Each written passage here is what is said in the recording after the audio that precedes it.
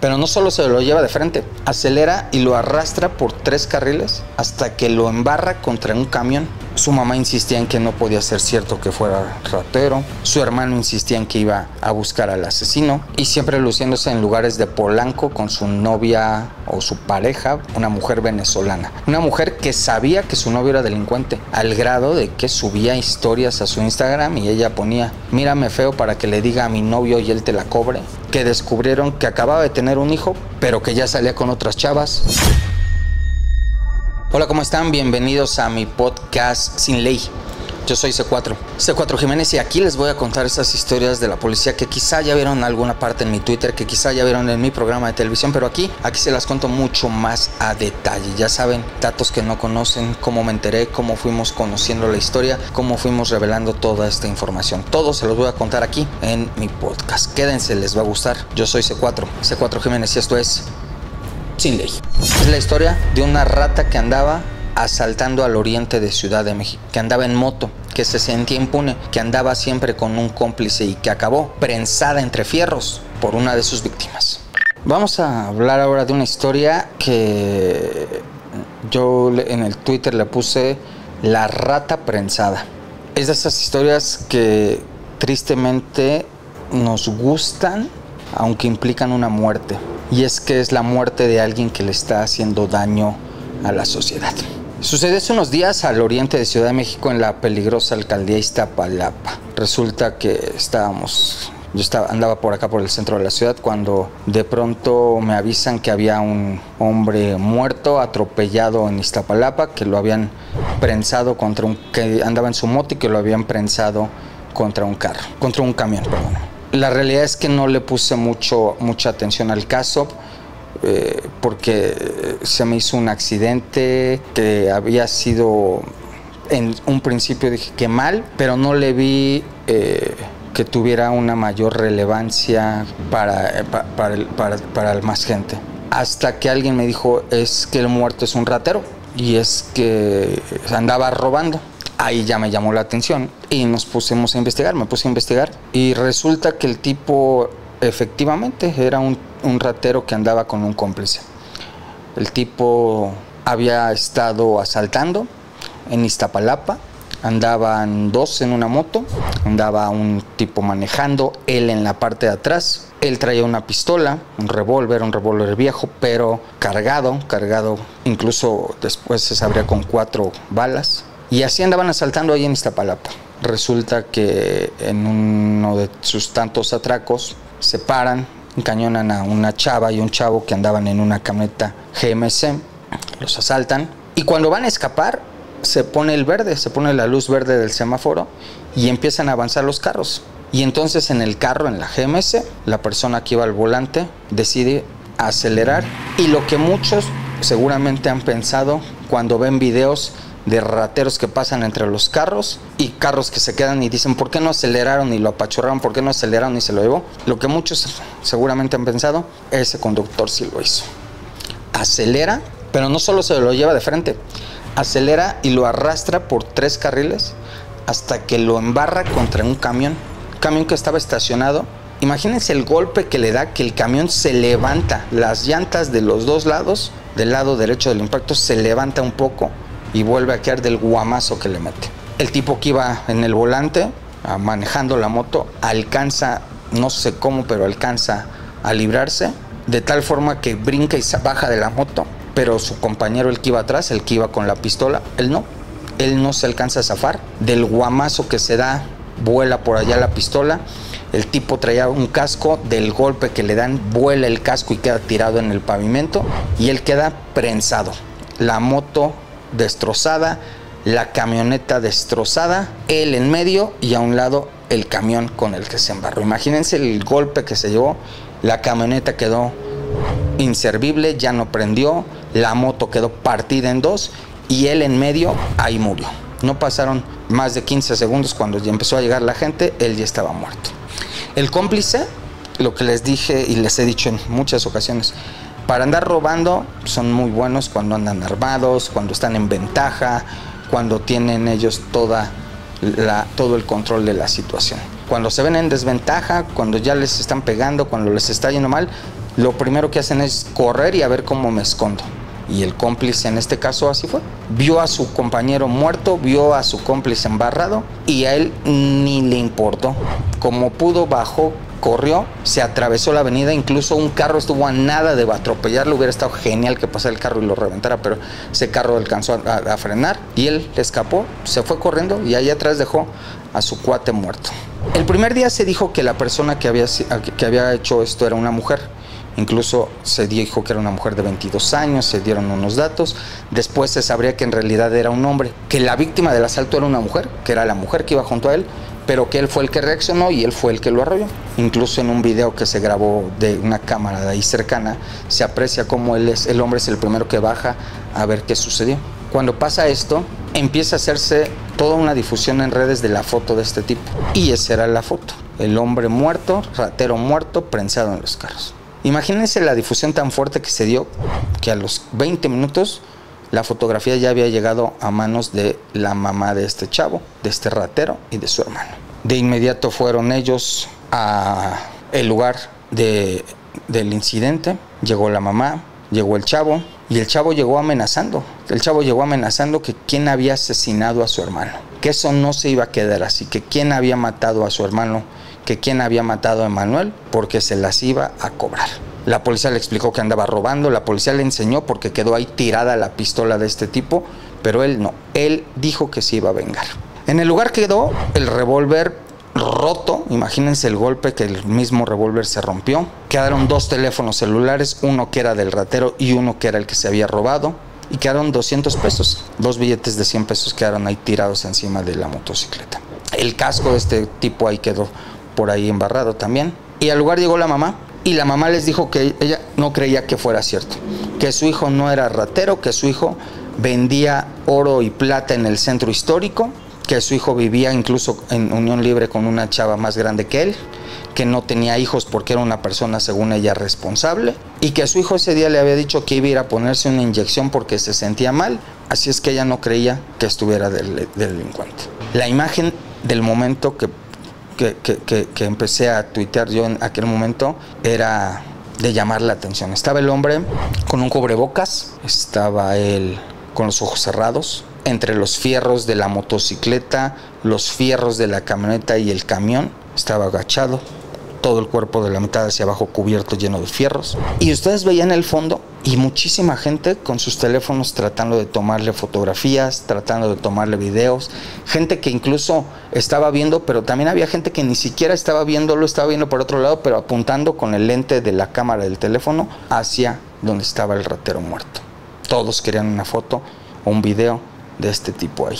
Su mamá insistía en que no podía ser cierto que fuera ratero, su hermano insistía en que iba a buscar al asesino, y esa misma tarde conseguí yo un video donde se ve precisamente la forma en la que lo arrollan y la forma en la que lo abandona el cómplice ahí muerto en medio de la calle. Cuando pasa esto llega la policía y es normal que tengan que detener a las personas. Por supuesto, todo el mundo sabía que esta persona que lo arrolló se había defendido. Todo el mundo empezó a decir felicidades en un principio decían a la chava porque pensaban que era una chava, pero felicidades a la persona que acabó con el ratero. Se los llevan detenidos, se llevan detenido al chofer del camión, el chofer del camión que solamente estaba parado se lo llevan detenido.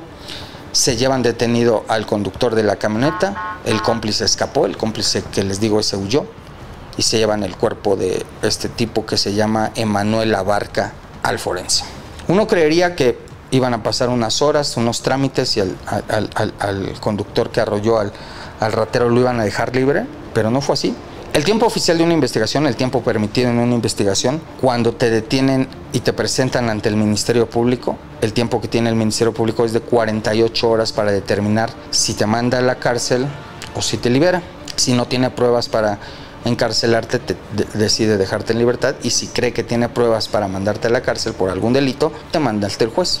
En este caso les digo, todo el mundo sabía que se había defendido el chavo, todo el mundo sabía que era algo por una reacción ante un asalto, y por algún motivo la Fiscalía de Justicia decidió casi agotar las 48 horas. Tiene hasta 48 horas, pero te puede dejar libre en cualquier momento. Si en una hora se dan cuenta que es totalmente innecesario que estés detenido, te liberan. Pero este chavo se aventó más de 40 horas detenido en el Ministerio Público. Y no solo él, también el chofer del camión. El chofer del camión, que nivel en el entierro tenía, que él solamente estaba arriba de su camión cuando pasó todo, también él se lo llevaron detenido y también él se las pasó más de 40 horas en el Ministerio Público. Yo empecé a recibir decenas de mensajes en Twitter. La fiscalía se le ocurrió tuitear una tarjeta informativa en la que decía que estaban investigando. Y entonces imagínense cómo la gente se volcó para criticar el actuar de la fiscalía. La fiscalía que se le caen los casos, la fiscalía que deja libres a delincuentes, la fiscalía que deja una y otra vez libres a personas que ya han acabado, hayan detenido robando, vendiendo drogas, haciendo todo tipo de delitos. Esa fiscalía que suelta cada rato gente que tiene que estar encarcelada, tenía encerrado a un hombre que se había defendido de un ratero que lo había arrollado y lo había matado. Les digo, fueron casi las 48 horas, fueron más de 40 horas las que estuvo detenido. Imagínense a qué grado llegó el reclamo que hasta Ricardo Salinas, el dueño de Grupo Salinas de TV Azteca, tuiteó que él ponía a disposición a sus abogados si los necesitaba el chavo. Y aún así la fiscalía se aguantó hasta que pasaron más de 40 horas y finalmente decidió dejar en libertad a este hombre. La familia insistía, la familia de este tipo insistía en que era inocente, que no era cierto, que seguramente lo habían matado. Y un día después me llega un video de los mismos rateros, pero cometiendo uno de sus robos tiempo atrás. Estaban de la misma forma. Se pararon en la moto, la persona de atrás, que era Emanuel Abarca, se baja de la moto, va con el revólver, encañona al conductor de una camioneta, le quita sus cosas, mientras su cómplice se queda en la moto esperando con la moto encendida, listo para escapar. 30-35 segundos en lo que le arrebata sus cosas, las toma, corre hacia la moto, incluso va corriendo y se ve el revólver. Ese revólver que les conté que acabó roto, que acabó tirado, ese revólver lo trae en la mano y así es como llega, se sube a la moto y escapan de ahí. Misma motocicleta, misma pistola, mismos sujetos, pero en este caso diferente destino.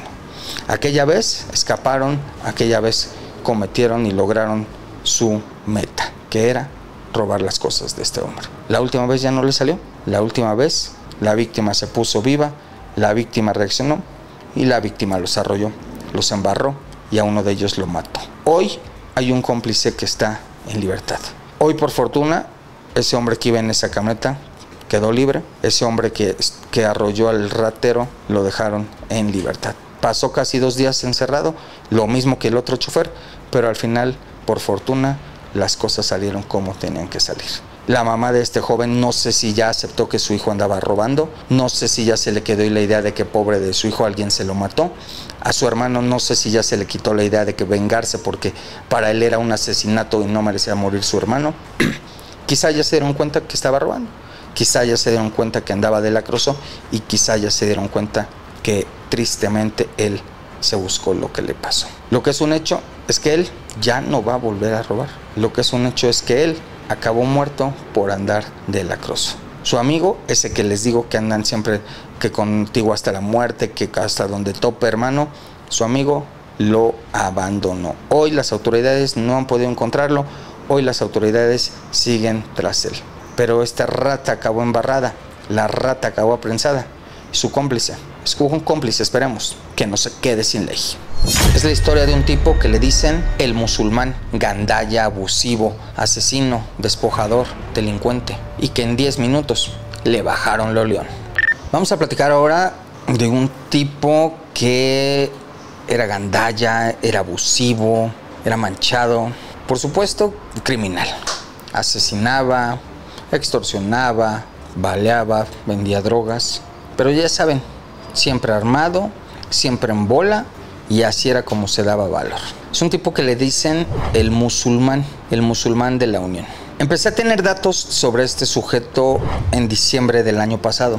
En aquel entonces me dijeron, no, ya anda un tipo aquí en la Venustiano Carranza diciendo que él es el nuevo ahora para las extorsiones, que él es el nuevo jefe ahora para andar cobrando, anda en bola y anda despojando de casas, de predios, de departamentos y quedándoselos. Y es que tristemente algo que han estado haciendo muchos grupos delictivos, sobre todo la Unión, es eso, despojar predios de casas.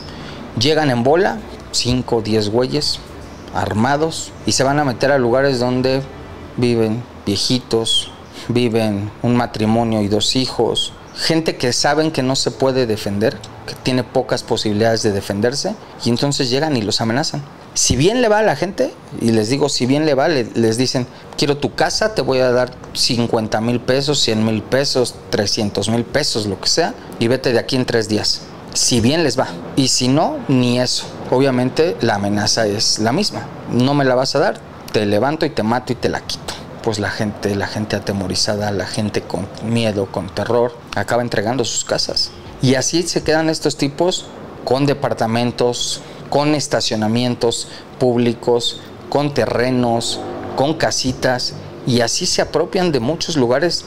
De verdad, así se hacen de casas estos mugrosos, y así estaba operando este tipo apodado el musulmán. Un tipo que tú lo veías flaco, con un corte de pelo entre intento de peso pluma, pero con el pelo chino. Entonces imagínense la cabeza ahí que tenía de medio micrófono ahí, moreno, tatuado con un pez en el brazo, siempre con su bola y siempre luciéndose en lugares de Polanco con su novia o su pareja, una mujer venezolana. Una mujer que sabía que su novio era delincuente, al grado de que subía historias a su Instagram y ella ponía, mírame feo para que le diga a mi novio y él te la cobre. O cuando me preguntan si tengo novio y les contesto que mi novio es el más malo. Cositas de esas, presumiendo ella que su novio era todo un criminal. Lo veías subiendo fotos en restaurantes de Mazarik, en antros de Polanco, gastándose el dinero mal habido. El dinero que consiguió de forma mala vida. ¿Por qué? Porque el tipo no trabajaba, no hacía nada más que extorsionar, robar, quitarle cosas a la gente. Un tipo que ya había estado al menos 2 veces en la cárcel y que era buscado por un homicidio en el Estado de México, pero que aquí en la ciudad andaba escondiéndose y seguía operando. Y así andaba el musulmán. En aquel entonces, les digo, me dan datos, me dan varias fotografías de él, pero como muchos delincuentes, salía en las fotos él tapándose la cara, agachándose y tapándose con la gorra, poniéndose emojis en la cara, poniéndose cositas que le taparan. Pero por fortuna conseguí una fotografía en la que se aprecia él de frente, su cara en primer plano, atrás lo que parece ser una alberca en construcción, y hasta el fondo un automóvil, creo que era un BMW, un Honda, no me acuerdo, hasta el fondo atrás, y ahí estaba la cara ya en primer plano del musulmán. Me acuerdo que en enero la publiqué que era el musulmán, que ya lo estaba buscando la autoridad, que despojaba, que secuestraba, que decía que era de la Unión, que quitaba predios y que había asesinado gente. Como todo buen delincuente, ya saben, me empezó a mandar mensajes a través de personas, me empezó a amenazar, me empezó a decir que lo bajara, y después de que yo publiqué algunas cosas me quedé sin información. Dejé de publicar de él como un mes y de pronto me entero que andaba diciendo que yo ya no publicaba de él porque ya me había mandado dinero, que andaba diciendo que él ya me había mandado 500,000 pesos y que como ya me había pagado, yo ya no me metía con él. Incluso gente que me pasó información me decía, oye, ya no te voy a pasar nada porque ya me dijeron que como te dieron dinero ya no vas a publicar nada de él. Y la realidad es que si yo ya no publicaba nada de él era porque no tenía nada nuevo, pero me acuerdo que me molestó mucho y me acuerdo que entonces me puse a buscar información para demostrarle que a mí ese güey no me había dado ni un centavo y no iba a permitir que anduviera diciendo eso. Conseguí más cosas, conseguí más fotos, conseguí más datos y volví a publicarlo. Y entonces ya me mandó a buscar otra vez, que por favor, que gente que me escribía, que me decía, oye, por favor, yo te puedo acercar a él. Por supuesto que nunca pasó nada. De pronto asesinan a unas personas en un restaurante que se llama La Casa de la Costilla, en la alcaldía Venustiano Carranza. Una tarde se registra un tiroteo, conseguimos información, conseguimos los datos, resulta que matan a un hombre ahí, dejan lesionadas otras 3-4 personas. La pobre señora que hacía las tortillas en ese lugar también acabó con un balazo, un mesero acabó con un balazo. Y consigo los datos, consigo la información y resulta que consigo una fotografía donde se aprecia perfectamente que el hombre responsable de ese crimen era el musulmán. Se le ve la cara, se le ve llegando con la pistola y me acuerdo que me dice la autoridad que traía la investigación, por favor aguántanos, no la publiques porque si la das a conocer el tipo se nos va a echar a correr, ya lo estamos buscando. Y entonces decido no publicarla. Por supuesto que publico que sospechan que podía tener él alguna relación, pero para no hacer tan evidente la situación no la publiqué. El tipo se escondió. Un tipo que nació en la colonia 20 de noviembre, que vivía ahí en la Venustiano Carranza y que ahora, con todo lo que se robaba, ya vivía en un City Towers de, no me acuerdo si de Periférico o de Santa Fe. Pero un tipo que primero vivía en una posilga con paredes que se estaban cayendo a pedazos, ahora ya vivía en un conjunto en el que tenían albercas y tenían canchas y tenían, por supuesto, que pagaban con dinero que de nueva cuenta les digo, era dinero robado, dinero mal habido. La policía lo anduvo buscando, lo anduvo siguiendo y tan sabía él que lo andaban siguiendo que se cambió de ahí. Se fue a esconder a otro departamento en el circuito interior, pero seguía de nueva cuenta delinquiendo, seguía de nueva cuenta extorsionando y seguía de nueva cuenta despojando de predios. Un día alguien por Twitter me contacta y me dice, oye, el musulmán anda aquí, el musulmán anda quitándole una casa a unos señores en esta zona, y me manda unas fotografías donde se ven como 10 tipos y entre todos uno que me dicen, porque yo no se apreciaba bien, pero me dicen, ese es el musulmán. Me dan los carros en los que llegó y yo le paso esa información a la autoridad. Les digo, oye, me están diciendo que el musulmán estuvo aquí, están aquí estas fotos, fue a esta hora, fue en estos carros, y la autoridad se pone a trabajar a la información, se pone a analizar, se pone a revisar cámaras de circuito cerrado, cámaras de la ciudad, y efectivamente confirman que en ese grupito andaba y era el que encabezaba todo, era el musulmán. Y desde ahí le empiezan a dar un seguimiento de todos sus movimientos. Imagínense todo lo que siguieron las autoridades, que descubrieron que ya había tenido un hijo, que descubrieron que acababa de tener un hijo, pero que ya salía con otras chavas, que a su esposa la dejaba en su casa y él salía con 2 chavas de Tepito. Incluso tienen imágenes las autoridades de cómo andaba en Tepito con 2 chavas que no eran su pareja, que eran sus conquistas nuevos, y en su casa había dejado a su esposa con su bebé. Consiguieron imágenes de él ya con su bebé ahí en Tepito y con su hermana, imágenes de él con su grupito amenazando gente, y encontraron dónde vivía. Encontraron que vivía en un departamento en el circuito interior. Imagínense el grado de trabajo de la policía, que la primera imagen con la que confirman que el musulmán era el que buscaban fue obtenida en un 5º piso. No sé cómo lo hicieron, pero el musulmán estaba fumando en un 5º piso y ellos lograron tomarle una fotografía hasta el 5º piso fumando en el balcón, y gracias a esa fotografía confirmaron que la persona a la que estaban siguiendo era precisamente el criminal que extorsionaba, que mataba, que secuestraba, que despojaba, el musulmán. Los agentes hacen un seguimiento durante 2 semanas de todos sus movimientos, les digo. Encontraron a los lugares a los que iba a comer, a los lugares a los que llevaba a sus amigas ahora, cómo dejaba a su esposa en su casa, cómo su esposa, a la que antes andaba presumiendo y luciendo y llevando a restaurantes, ya no la llevaba a ningún lado y ya nada más le dejaba a su bebé, y ahora andaba con los chavitas de la colonia Morelos. Descubren dónde se reunía con sus cómplices, descubren a más de sus cómplices y hacen todo un seguimiento y análisis y encuentran por dónde se movía.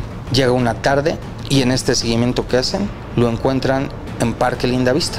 Y resulta que lo encuentran peleándose con su hermana, pegándole a su hermana, y entonces la policía es cuando decide detenerlo. El musulmán traía una pistola, el musulmán traía droga, pero como todo buen delincuente cobarde, que siempre era gandalla, que siempre era abusivo, que siempre era violento, que siempre era pasado de lanza, en el momento que cayó la policía no supo qué hacer. Les ofreció dinero, les dijo que se la perdonaran, les dijo a los policías que le hablaba a su patrón para que le diera más dinero. Primero hasta el nombre se cambió, y cuando le dijeron, si ya sabemos quién eres, si ya sabemos dónde vives y te tenemos siguiendo 2 semanas, el tipo se soltó a decirles que se la perdonaran, que lo ayudaran, que no quería ir a la cárcel, que tenía una orden de aprehensión. Imagínense, le bajaron lo león en menos de 15 minutos al tipo que era todo un gandalla abusivo y que quitaba casas a cualquier persona que pudiera. Ese día, tipo 7:30, 8 de la noche, me avisan mis contactos en la policía que ya lo traían detenido, que ya lo llevaban a la fiscalía, y efectivamente así llegó el musulmán. Ese tipo gandalla, abusivo, pasado de lanza, llegó como suele pasar con todos los delincuentes, agachadito, esposado, con cara de tristeza, viendo al piso, sin saber qué decir y preocupado porque ya le había caído la autoridad, y toda esa maldad que siempre andaban pregonando, perdida sepa en Dios dónde. Llegó a las instalaciones de la fiscalía, agachado. Incluso los reporteros que estaban ahí tuvieron que gritarle, levanta la cara, porque el tipo iba todo agachado, sometido. Tuvieron que gritarle que levantara la cara para que lo vieran llegar ya detenido a la fiscalía. Cuando estuvo ahí, confesó que tenía la orden de aprehensión en el Estado de México. Cuando estuvo ahí, les dijo que por favor no fueran a meter a su esposa que efectivamente nada tenía que ver. Ella se quedó olvidada porque él andaba con las otras chavitas. Y así acabó. Detenido el musulmán. Estuvo enero, febrero, marzo, abril, mayo, junio, julio, agosto, septiembre.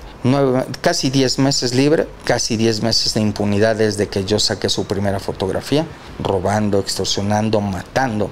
A tal grado que cuando estuvo detenido le votó una orden de aprehensión por feminicidio, otra orden de aprehensión por homicidio, una vinculación a proceso por otro homicidio. Lo vincularon a proceso por las drogas que le encontraron, por el arma que le encontraron, por cohecho, por ofrecerle dinero a los policías. Es decir, toda una serie de delitos que le están cayendo encima al musulmán.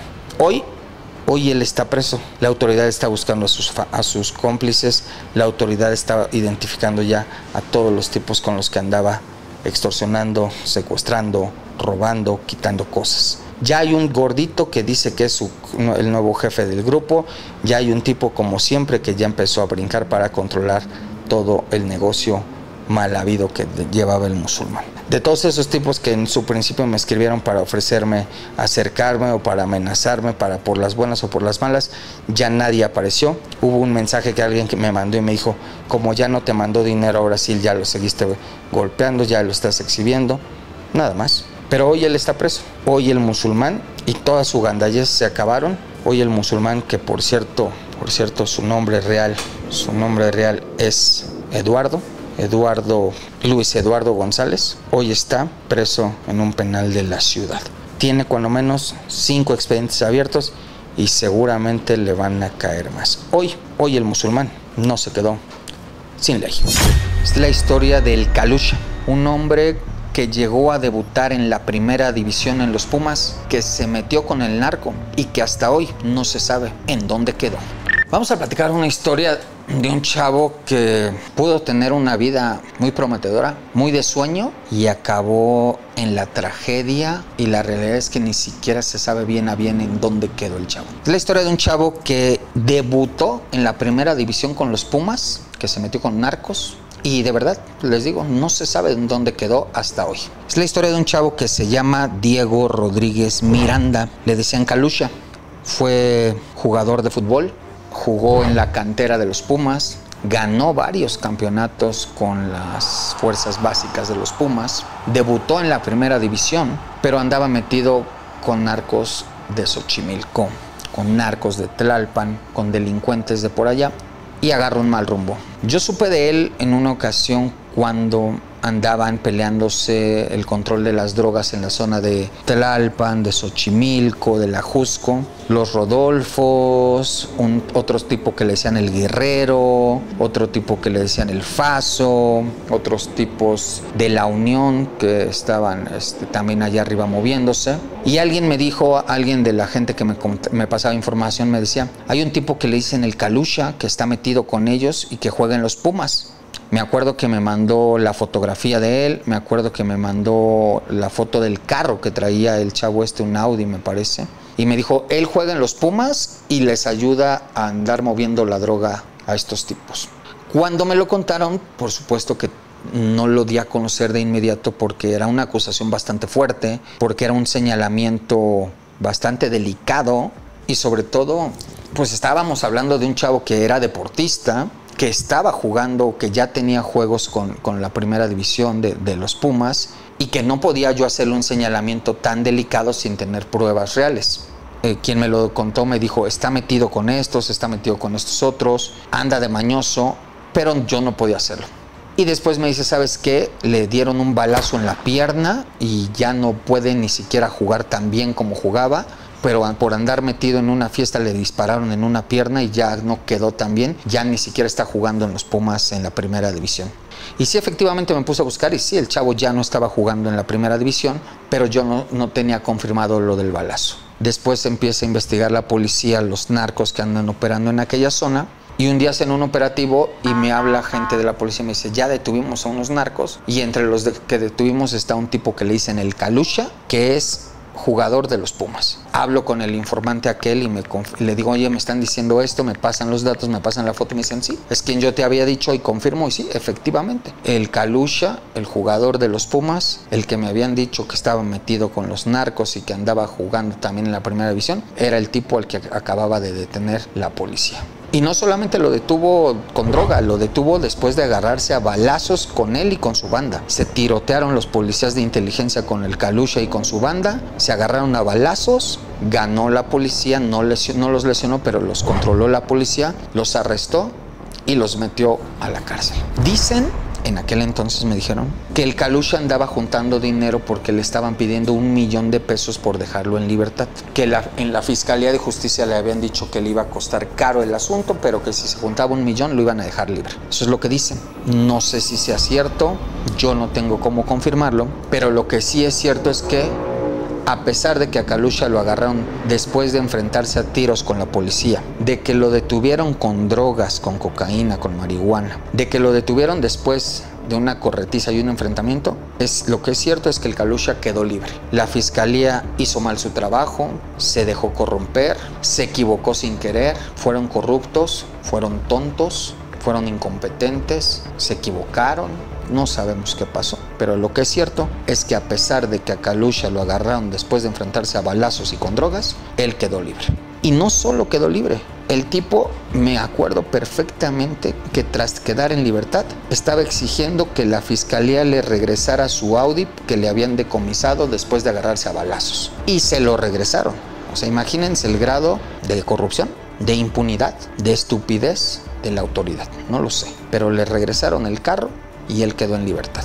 Quien me estaba pasando información de ellos me decía, anda otra vez con estos tipos, anda otra vez traficando. Y en algún momento todavía estaba jugando fútbol, ya no con los Pumas por supuesto, ya no en primera división, pero me contaron que estaba jugando ya en algunos equipos en los que le pagaban algo de dinero por cada juego, que iba a jugar a algunos estados, que se iba a jugar a la frontera, que jugaba en equipos de Estados Unidos, en la frontera con Estados Unidos, perdón, para que le pagaran algo, pero que empezó a dejar del fútbol para dedicarse más a su bronca de las drogas. Me acuerdo que cuando estuve publicando la información de que él estaba peleando su carro, hubo quien me escribió para decirme que dejara de publicarlo, que dejara de meterme en problemas, que dejara de exhibirlo porque seguramente yo me iba a cargar con problemas, lo que les he contado muchas veces con muchos de los casos que me toca exponer. Me acuerdo que me buscaron de la fiscalía para decirme que no habían sido corruptos, que no había sido su culpa, que las cosas no habían sido tal cual decía la policía, que la policía había hecho mal las cosas, culpando por supuesto a otros de los errores que llevaron al que el Calusha y su bola de amigos quedaran en libertad. Lo que es cierto es que el Calusha regresó a la zona del sur de la ciudad y regresó de nuevo a seguir con sus broncas de droga. Durante algún tiempo ya no supe de él, hasta que un día alguien me escribe y me dice, oye, el Calusha no aparece. Andan diciendo que ya lo mataron. Y me dicen, ¿sabes qué? Su esposa dice que lo mataron, que ya le hablaron, que le dijeron que lo descuartizaron y que lo enterraron por ahí. Alguien me dice, ¿sabes qué? Se fue a reunir a una fonda y en la fonda lo mataron, en la fonda lo descuartizaron y en la fonda lo enterraron. Y después me pongo a investigar y efectivamente alguien fue a la Fiscalía para Personas Desaparecidas y puso una denuncia porque el Calusha no aparecía. Y efectivamente publicaron su ficha de búsqueda. Estaba su fotografía, estaban sus datos, estaba una fotografía en la que estaba su nombre completo, Diego Jonathan Rodríguez Miranda, y decía que tenía un tatuaje en el brazo en forma de cruz con unas flores, que tenía el nombre de Juliana Bracamontes, que tenía otro tatuaje que era un colibrí de colores con un balón de fútbol, pues precisamente por su gusto por el fútbol, que tenía unas iniciales, sus señas particulares por supuesto. Decía que Calusha tenía 26 años, que medía 1,76 y decía que había desaparecido en la zona de Xochimilco. Lo que dijo su esposa fue que un 3 de agosto él le dijo que había ido a la zona de Xochimilco a comprar una camioneta con un amigo, que llevó dinero en efectivo y que ya no regresó. Dicen las autoridades que eso de que fue a comprar una camioneta era falso, que sí llevaba dinero en efectivo, que llevaba 140,000 pesos, pero lo que dicen las autoridades es que en realidad él iba a ir a hacer una compra de droga, que eso de que iba a ir a comprar una camioneta era un invento de su familia para no explicar que iba a ir a comprar droga, que no iban a aceptar que iban a ir por droga, pero que lo que él sabía es que lo que la autoridad sabía es que en realidad había ido a comprar droga para revenderla. Cuando a él lo detuvieron la primera vez, lo habían encontrado con 97 bolsas de marihuana, 4 paquetes de kilo de marihuana, o sea, 4 kilos en paquetes, básculas, dinero, el arma. Y por supuesto, la autoridad lo que seguía insistiendo es que él había continuado en el tráfico de drogas. Yo recuerdo que cuando me puse a buscar datos de él, encontré muchas fotografías en su Instagram de su paso durante años en el fútbol, desde que era chiquito. Y me acuerdo que pensaba, ¿cómo era posible que alguien que entrenó, que fue todos los días a jugar, que lo llevaba a su familia a los partidos, que participó en competencias, que se esforzó día con día en encontrar un lugar y que llegó al grado de jugar en primera división, cómo se pudo perder al grado de juntarse con delincuentes y terminar con delincuentes? Cuando a él lo fichan en el arresto que les digo que disparan, que lo agarraron después de disparar, él sale de frente con una playera sin mangas negra, lo fotografía la policía, atrás le pusieron los logos de la ciudad y de la Secretaría de Seguridad Ciudadana, esas mamparas que ponen las autoridades. Él sale con todo el cabello alborotado, con la barba crecida, demacrado. No parecería jamás un deportista, no parecería jamás alguien que fue un atleta. Parece un borracho, parece un delincuente más. Y ves las fotografías que tenía cuando era niño y dices, ¿qué le pasó? ¿En qué momento se pudo perder a alguien que sale con su playera de los Pumas, con su medalla colgada en el pecho, con su trofeo en algunas en la mano, abrazado con ambos lados con sus compañeros de fútbol, en camiones de los Pumas, en el estadio de Ciudad Universitaria, y después ves esa foto donde está parado con las manos atrás, agachado, con los ojos medio oído, con la barba, el cabello alborotado? Dices, ¿cómo pudo perderse alguien así? Y cuando ves su fotografía que ponen en la ficha de búsqueda, en la ficha en la que su familia está buscándola, es una fotografía donde él está sonriendo, él se ve con una chamarra, él se ve peinado, pero ya no era la imagen que realmente era y era actual el Kalusha. El Kalusha ya era una persona que no dormía, que se drogaba, que ya le habían disparado, que estaba escondiéndose ya de la autoridad. Y lo último que sabe la autoridad es que precisamente fue a una fonda donde iba a comprar droga. Iba a hacer una compra de un cargamento de droga. 140,000 pesos llevaba. Su esposa dijo que iba a ir a comprar un carro. La realidad es que saben las autoridades que iba a ir a comprar droga y que se iba a reunir en una fonda donde otros narcotraficantes operaban. Las autoridades tienen un video de él llegando a esa fonda y ya no sale de ahí. Hay quien dice que lo mataron ahí, lo descuartizaron y lo enterraron en algún lugar. Hay quien dice que lo disolvieron en ácido. Hay quien dice que lo calcinaron. Lo que es un hecho es que hasta hoy no se sabe con exactitud dónde quedó. Hubo llamadas en las que les decían que ni lo buscaran porque no lo iban a encontrar. Hubo llamadas en las que les decían que lo habían enterrado en la zona de Xochimilco. Hubo quienes dijeron que realmente sí lo encontraron y que simplemente lo sepultaron y ya no le dijeron a nadie para que no se hiciera mayor escándalo. Pero la realidad es que el de él ya no hubo más noticias. En sus páginas de Facebook, en sus páginas de Instagram, hay entrevistas que le hicieron, hay videos de él festejando sus goles, hay pláticas de él diciendo que estaba muy contento porque estaba ya debutando en la primera división. Y las últimas imágenes que hay de él son llegando arrestado y esposado al Ministerio Público. Esas son las últimas imágenes que hay de una cámara que lo siguió, porque las siguientes, y son las últimas que se grabaron de él, son de cuando entra a esa fonda de la que ya no salió. Lo más seguro es que ahí lo mataron, porque ya no hay imagen de él saliendo. Pero hasta hoy no se sabe dónde quedó él. No se sabe si lo enterraron, no se sabe si lo calcinaron, no se sabe si lo disolvieron. La fiscalía lo estuvo buscando, la fiscalía detuvo a gente que participaba con él en delitos. Hay algunos que estuvieron con él que ya están muertos. Hay un sujeto que le decían el Faso, que decían que él lo había asesinado, pero él está negándolo y ya está detenido, pero él dice que no es cierto. Lo que es un hecho es que de Kalusha ya no hay más información. De alguien pudo ser un gran futbolista, de alguien que pudo ser una estrella del fútbol, de alguien que llegó a debutar en la primera división, lo que muchísimos no logran, gente que vive y busca y se esfuerza y no lo logra. Él lo logró, él estuvo en la primera división, él pudo ser un gran futbolista y en algún momento de su vida decidió tomar el camino que lo llevó a la droga, a la delincuencia, a los balazos, a las persecuciones, a los narcos y a la cárcel. Y finalmente a la muerte. Hoy realmente no se sabe dónde quedó el Kalusha. Hoy realmente no se sabe qué le pasó a Kalusha. Su vida de ensueño se acabó. La de su esposa está tristemente parada. Y la realidad es que a la autoridad no creo que le interese mucho saber quién lo mató. Porque se los he dicho, es un delincuente más para ellos. Es un tipo que estaba traficando. Es un tipo que los hizo ver como corruptos o incompetentes por quedar en libertad. Y entonces lo de Kalusha seguramente es un caso que se va a quedar sin ley. Hasta aquí llegamos el día de hoy con mi podcast Sin Ley. Espero que les haya gustado. Recuerden, no dejen de escucharnos en todas las plataformas en las que escuchen podcast. También estamos en YouTube. Yo soy C4 Jiménez y esto fue Sin Ley.